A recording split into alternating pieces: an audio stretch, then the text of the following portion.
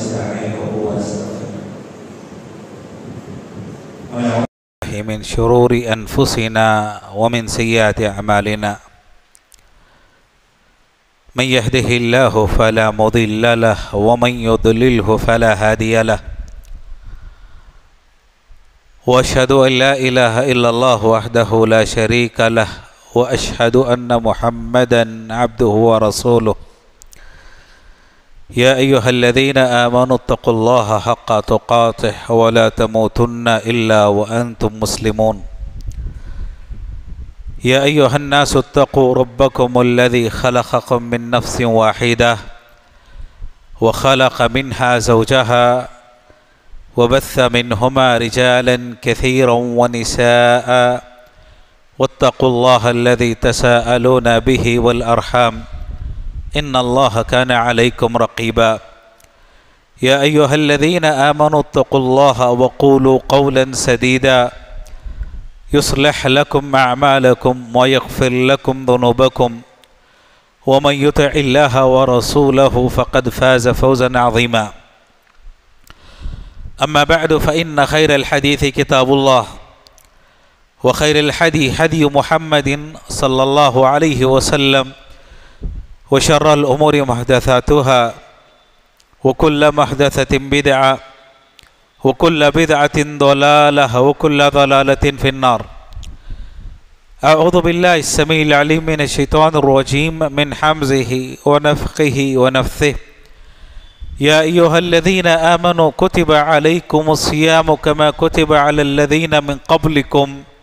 لعلكم تتقون ہر قسم کے حمد و ثنا، تعریف و توصیف احکم الحاکمین، خالق کائنات، معبود حقیقی کے لیے سزاوار ہے۔ درود اور سلامتی نازل ہو سارے انبیاء پر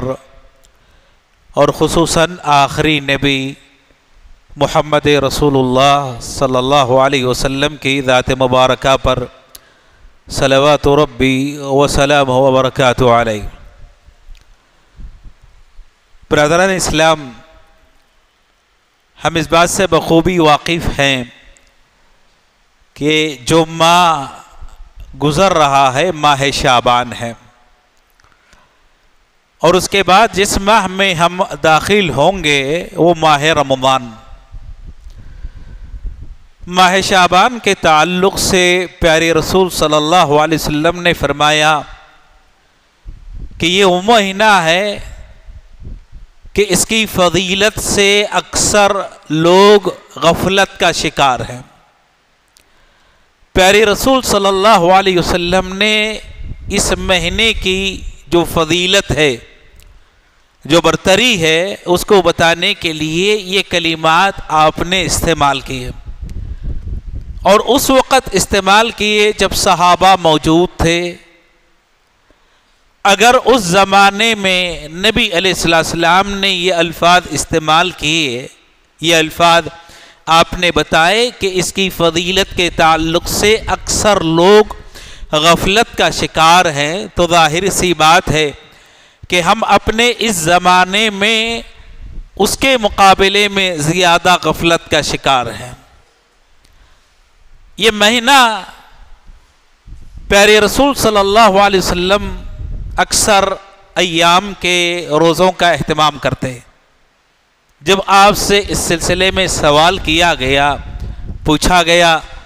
کہ کیا بات ہے کہ ماہ شعبان کے اکثر ایام کے روزوں کا آپ اہتمام کرتے ہیں، تو پیارے رسول صلی اللہ علیہ وسلم نے ارشاد فرمایا، آپ نے کہا کہ اس ماہ میں بندوں کے اعمال رب کے دربار میں پیش کیے جاتے ہیں، اللہ کے سامنے پیش ہوتے ہیں، اور آپ نے فرمایا وَأَنَا أُحِبُّ أَن يُرْفَعَ عَمَلِي وَأَنَا صَائِمٌ، میں اس بات کو پسند کرتا ہوں کہ جب میرا عمل اللہ کے سامنے آئے، اللہ کے سامنے پیش ہو، تو اس حال میں اللہ کے سامنے میرا عمل پیش کیا جائے کہ میں حالت صیام میں رہوں، روزے سے رہوں، اسی لیے ام المؤمنین عائشہ صدیقہ رضی اللہ تعالی عنہا فرمایا کرتی تھیں کہ اس ماہ میں نبی علیہ السلام بکثرت روزوں کا اہتمام کرتے، یہاں تک کہ ہمیں ایسے گمان ہوتا کہ شاید آپ کسی بھی یوم کا روزہ ترک نہ کریں، اور جب چھوڑتے تو نبی علیہ السلام ایسے چھوڑ دیا کرتے تھے کہ ہمیں گمان ہوتا کہ شاید آپ مزید روزوں کا اہتمام نہ کریں۔ اور اس کے بعد معاً جو مہینہ آنے والا ہے، آپ جانتے ہیں کہ ماہ رمضان، اس کی جو فضیلتیں ہیں، اس کی جو رحمتیں ہیں، اس کی جو برکتیں ہیں، ہر مسلمان سنتا ہے اور ہر مسلمان ان سے آگاہ ہے۔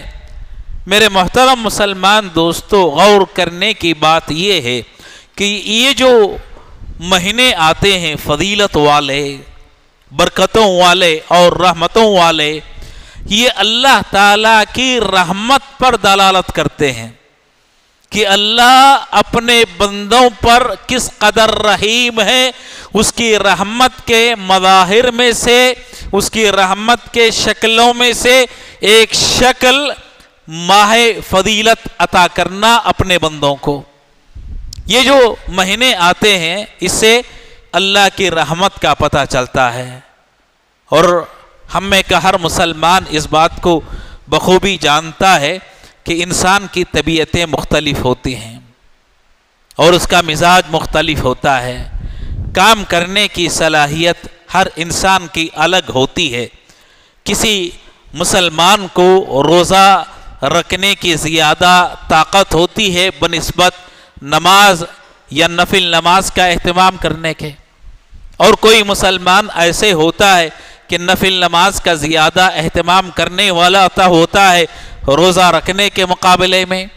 اور کچھ مسلمان ایسے بھی ہوتے ہیں کہ روزہ نماز کے مقابلے میں اللہ کے راستے میں خرچ کرنا ان کو زیادہ پسند ہوتا ہے، اور کچھ مسلمان ایسے بھی ہوتے ہیں کہ ان ساری عبادتوں کے مقابلے میں حج اور عمرہ کرنا زیادہ پسند ہوتا ہے۔ تو اللہ تعالیٰ نے یہ جو ماہ مبارک عطا کیا ہے، رحمتوں والا، خیرات والا، برکات والا، دراصل یہ ماہ عطا کر کے اللہ اپنے بندوں پر اپنی خصوصی عنایت، خصوصی رحم اور خصوصی مغفرت عطا کرنا چاہتا ہے۔ اسی لیے پیارے رسول صلی اللہ علیہ وسلم نے ارشاد فرمایا، وہ حدیث آپ نے سنی بھی ہوگی، ممبر پر چڑھتے ہوئے آپ نے آمین کہی، جبریل امین علیہ السلام نے دعا کی، آپ نے آمین کہی، اور اس دعا میں ایک ٹکڑا، ایک جملہ یہ بھی تھا کہ برباد ہو وہ شخص جو ماہ رمضان کو حاصل کرتا ہے، پاتا ہے، لیکن اپنے گناہوں کی مغفرت نہ کروا سکا۔ اس ماہ کو حاصل کرنے کے بعد اگر وہ اپنے گناہ معاف نہ کر سکا، معاف نہ کروا سکا، تو ایسا انسان تباہ ہو، برباد ہو، ہلاک ہو۔ دعا کرنے والے جبریل امین علیہ السلام اور اس پر آمین کہنے والے انبیاء کے سردار محمد الرسول اللہ صلی اللہ علیہ وسلم۔ ظاہر سی بات ہے کہ اگر کوئی آدمی رحمت والا یہ مہینہ پاتا ہے اور مختلف جو اعمال اللہ تعالیٰ نے اس ماہ میں رکھے ہیں، یہ مختلف اعمال انجام دینے کے باوجود بھی اگر اپنے آپ کی مغفرت نہ کروا سکا، تو اس سے زیادہ بدبخت، بد نصیب انسان دنیا میں اور کوئی نہیں ہوگا۔ اس ماہ پر آپ غور کریں کہ ساری عبادتوں کو اللہ تعالیٰ نے اس ماہ میں جمع کر دیا ہے، اکٹھی کر دیا ہے۔ یہ ماہ انسان کے نفس کا تزکیہ کرنے کا مہینہ ہے، اپنے نفوس کا تزکیہ کرنے کا مہینہ ہے۔ روزے سے ہوتا ہے انسان، کوئی جھگڑنا چاہتا ہے، گالی گلوچ کرنا چاہتا ہے، قتال کرنا چاہتا ہے، تو نبی کریم صلی اللہ علیہ وسلم نے فرمایا کہ گالی دینے والے کے مقابلے میں تم گالی مت دو، جھگڑا کرنے والے کے مقابلے میں جھگڑا نہ کرو،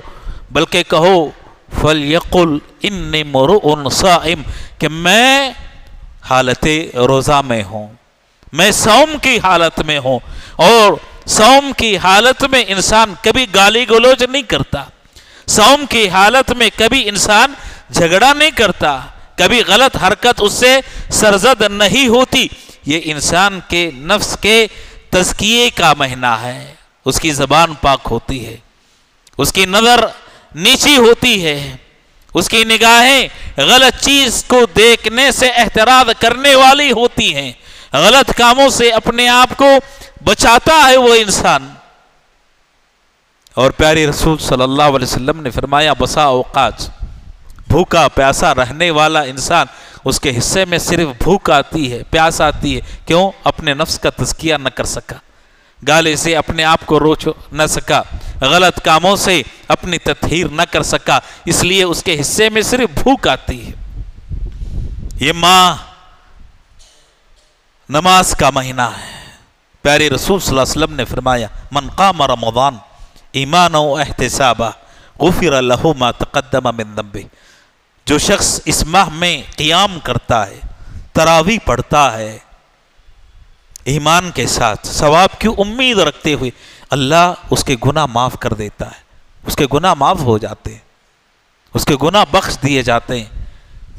اور تراویح کب سے؟ جب امام عشاء کی نماز کا آغاز کرتا ہے اور امام کے ساتھ تراویح ختم کر کے نکلتا ہے، پوری رات قیام کرنے کا اس کو ثواب۔ بہت سارے افراد ایسے بھی ہوتے ہیں کہ ان کو لگتا ہے کہ شاید رات میں آخری حصہ گزرنے کے بعد تراویح پڑھنا زیادہ افضل ہے، لیکن اس چکر میں بسا اوقات تراویح چھوٹ جاتی ہے، قیام فوت ہو جاتا ہے۔ نبی علیہ السلام نے فرمایا امام کے ساتھ تراویح کا آغاز کیا، امام کے ساتھ تراویح ختم کرتا ہے تو پوری رات قیام کرنے کا اس کو ثواب ملتا ہے، اجر حاصل ہوتا ہے۔ تو یہ ماہ قیام کرنے کا، نماز پڑھنے کا، اللہ کو راضی کرنے کا، اور اس ماہ میں روزوں کا اہتمام ہوتا ہے۔ پیارے رسول صلی اللہ علیہ وسلم نے فرمایا من صام رمضان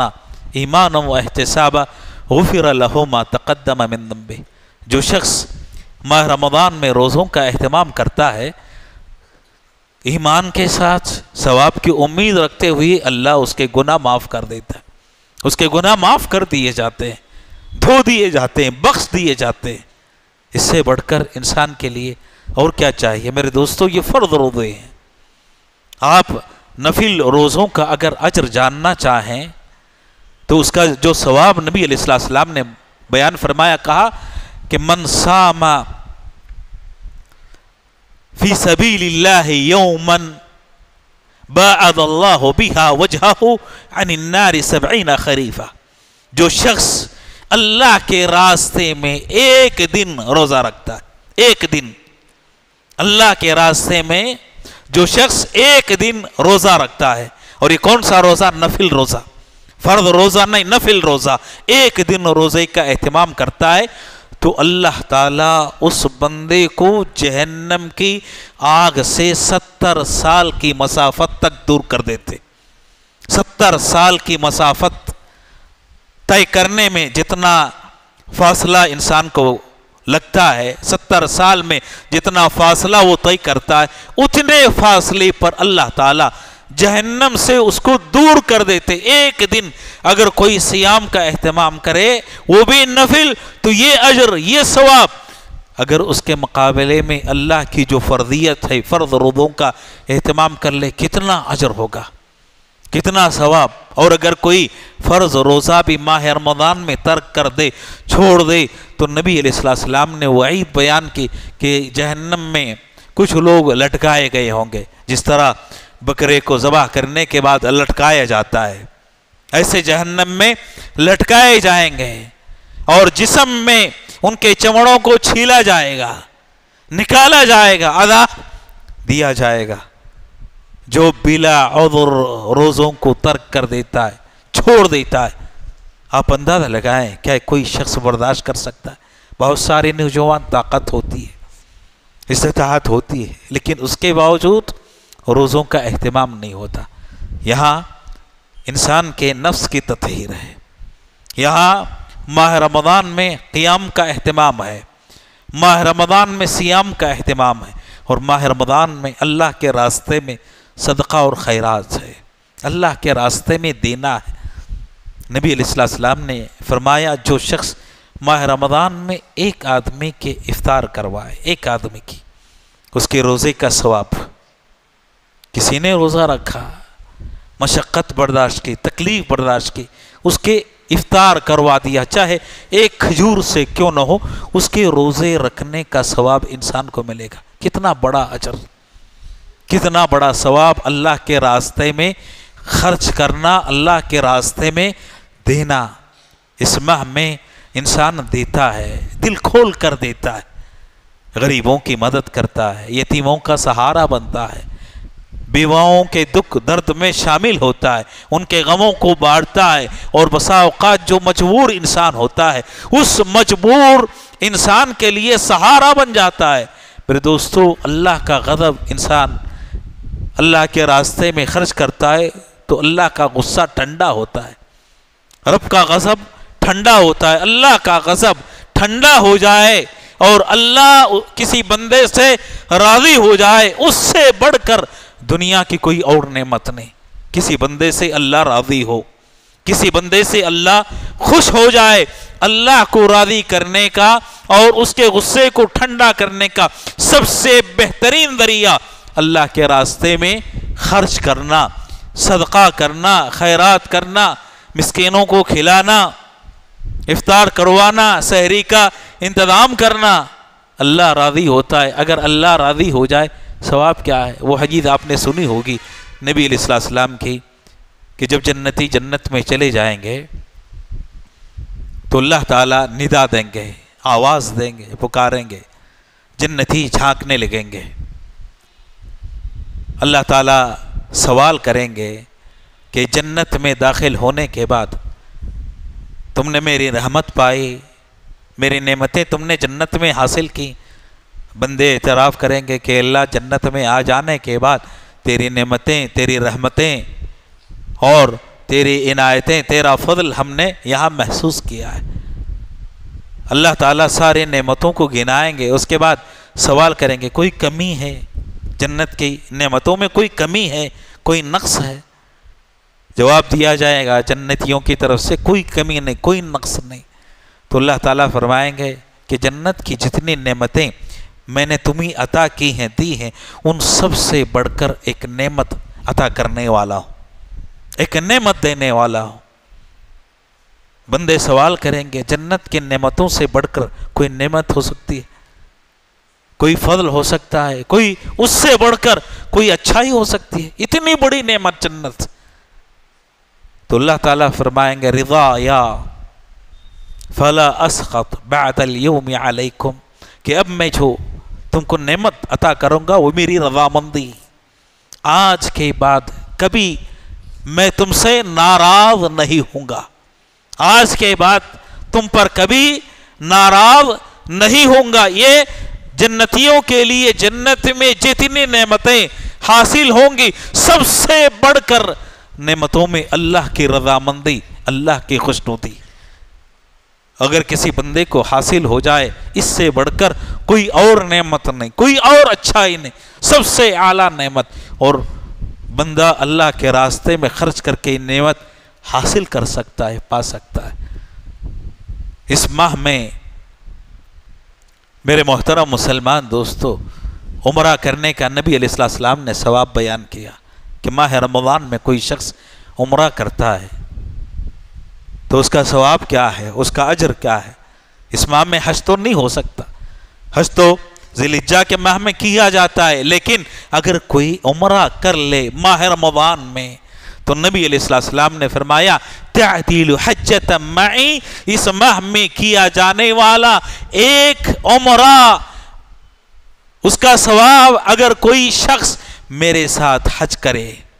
میرے ساتھ حج کے مناسک ادا کرے، تو میرے ساتھ حج کے مناسک ادا کرنے کا جو ثواب ہے اللہ تعالیٰ اتنا ثواب ماہ رمضان میں عمرہ کرنے والے کو عطا کرے گا۔ آپ اندازہ لگائیے کہ کتنی چیزیں جوڑ دی گئی اس ماہ میں۔ اس ماہ میں نماز بھی ہے، اس ماہ میں سیام بھی ہے، اس ماہ میں صدقہ اور خیرات اور زکوٰۃ بھی ہے، اور اس ماہ میں عمرہ بھی ہے، اور اس ماہ میں عقیدے کی اصلاح بھی ہے۔ سب سے بڑھ کر نبی علیہ السلام کے ایک حدیث پر اب غور کریں، من صام رمضان ایمانا و احتسابا غفر له ما تقدم من ذنبه، من قام لیلۃ القدر ایمانا و احتسابا غفر له ما تقدم من ذنبه، من قام رمضان ایمانا و احتسابا، جو مسلمان ایمان کے ساتھ ایمان کی شرط ہے، ایمان کے ساتھ جو روزہ رکھتا ہے ثواب کی امید کرتے ہوئے، اللہ اس کے گناہ معاف کرے گا۔ جو شخص ایمان کے ساتھ قیام کرتا ہے ثواب کی امید رکھتے ہوئے، اللہ اس کے گناہ معاف کرے گا۔ جو شخص لیلۃ القدر میں قیام کرتا ہے ایمان کے ساتھ، یہ ایمان تصحیح عقیدہ ہے، عقیدے کی اصلاح ہے بغیر ایمان کے۔ میرے دوستو، عقیدے کی اصلاح کے بغیر نماز پڑھنا کسی کام کا نہیں ہے، عقیدے کی اصلاح کے بغیر یہ بھوکا پیاسا رہنا انسان کے لیے کسی کام کا نہیں، عقیدے کی اصلاح کے بغیر اللہ کے راستے میں خرچ کرنا کسی کام کا نہیں، عقیدے کی اصلاح کے بغیر حج کرنا عمرہ کرنا کسی کام کا نہیں، کوئی چیز قبول نہیں ہوگی۔ ابن جدعان کے بارے میں سوال کیا گیا پیارے رسول صلی اللہ علیہ وسلم سے کہ اتنا خرچ کرنے والے، اتنا دینے والے، قیامت کے دن ان کے کچھ کام آئے گا؟ غریبوں کو کھلانے والے، صلہ رحمی کرنے والے، اور کوئی مہمان آ جاتا اونٹ قربان کرنے والے، ابن جدعان اتنا کھلانے والے، اتنا خرچ کرنے والے، کل قیامت کے دن یہ چیزیں ان کے کچھ کام آئیں گے؟ تو نبی علیہ السلام نے فرمایا کہ یہ چیزیں قیامت کے دن ان کے کام کیسے آ سکتے؟ ایک دن بھی انہوں نے نہیں کہا رب اغفر لی خطیئتی، کہ اللہ میں تجھے پہچانتا ہوں، میں تجھے جانتا ہوں، تو گناہوں کو معاف کرنے والا ہے، میرے گناہوں کو معاف کر دے۔ ایک دن بھی انہوں نے اپنے رب کا اعتراف نہیں کیا، رب کی معرفت حاصل نہیں کی جس کی بنیاد پر اپنے گناہوں کی مغفرت مانگ سکے، مغفرت طلب کر سکے۔ یہ اللہ کے راستے میں خرچ کرنا دینا قیامت کے دن ان کے کچھ کام نہ آئے گا۔ جس آدمی کا عقیدہ درست نہ ہو،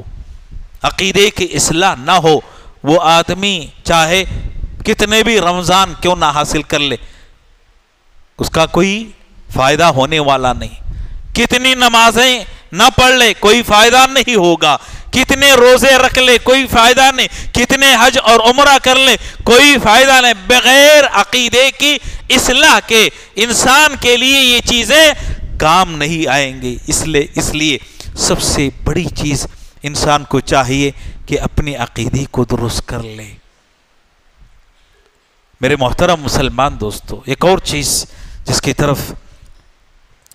میں آپ کی توجہ مبذول کرانا چاہتا ہوں، یہ بات یاد رکھیں کہ انسان اگر روزہ ترک کرتا ہے،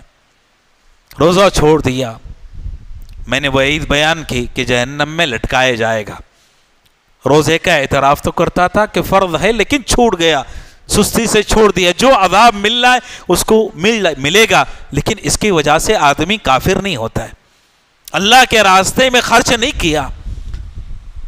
اعتراف کرتا تھا کہ خرچ کرنا ہے لیکن خرچ نہیں کیا، زکوٰۃ ادا نہیں کیا، آدمی اس کی وجہ سے کافر نہیں ہوتا ہے۔ عمرہ نہیں کیا، کر سکتا تھا، تو آدمی اس کی وجہ سے کافر نہیں ہوتا ہے۔ گناہ کبیرہ بسا اوقات یہ چیز ہوگی، لیکن اگر کسی کا عقیدہ بگڑا ہوا ہے، اس کی زندگی میں شرک پائے جاتا ہے، نماز روزہ ساری چیزوں کا اہتمام کرتا ہے، تو میرے دوستو عقیدے کی بگاڑ کی وجہ سے، شرک پائے جانے کی وجہ سے آدمی کافر ہو جاتا ہے، اسلام سے نکل جاتا ہے، اور یہ آدمی زانی سے بدتر ہے، یہ آدمی چوری کرنے والے سے بدتر ہے، یہ آدمی جھوٹ بولنے والے سے بدتر ہے۔ کوئی آدمی جھوٹا ہے لیکن عقیدہ درست ہے، کوئی آدمی زنا کرنے والا ہے، عقیدہ درست ہے، یہ آدمی زیادہ بہتر ہے اس عابد سے، اس نمازی سے، اس روزے دار سے، اس حج کرنے والے سے جس کا عقیدہ بگڑا ہوا ہے اور جس کی زندگی میں شرک پایا جاتا ہے۔ لہذا سب سے پہلی چیز جس کی اصلاح انسان کو کرنی چاہیے کہ اپنے عقیدے کو درست کرے، شرک سے اپنے آپ کو باز رکھے اور اس سے دور رہے، اور جو فرائض ہیں، جو نوافل ہیں، ان کا اہتمام کرنے کی کوشش کرے۔ رب کریم سے دعا ہے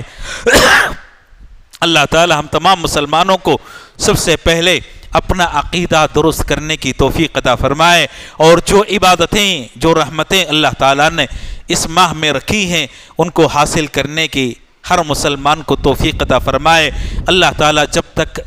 زندگی عطا فرمائے صحیح عقیدے کے ساتھ زندگی گزارنے کی توفیق عطا فرمائے، حسن خاتمہ اللہ تعالیٰ نصیب فرمائے، سوء خاتمہ سے بچائے، اللہ تعالیٰ جنت میں جگہ عطا فرمائے، جہنم اور قبر کے عذاب سے اللہ محفوظ رکھے، آمین۔ اقول قولی هذا واستغفر الله لي ولكم ولسائر المسلمين من كل ذنب فاستغفروه انه هو الغفور الرحيم۔